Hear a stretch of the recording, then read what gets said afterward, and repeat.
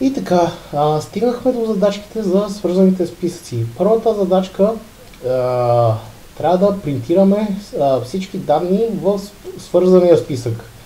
Даден е поинтер към началото на списъка и нали, трябва да го изпринтираме.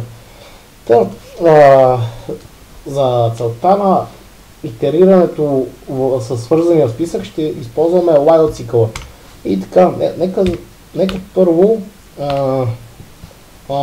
нека първо сменим на Node.js JavaScript. И така, първо искаме се да направим локална променлива. Ще кръстиме r като current, настоящия елемент, и тук ще назначим header, поинтера към началото на списъка. И проверката while цикъла ще изглежда така. While и проверката ще бъде, ако настоящия елемент не е null, да изпринтира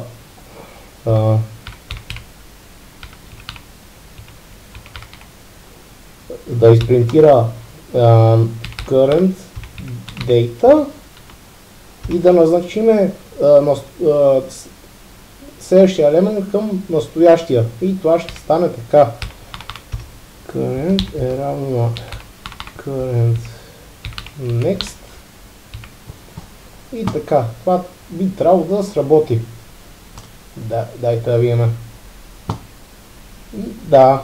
И това е решението на тази задачка. Нека събмитнем кода и така всичко работи. Добре, да преминем към следващата задачка.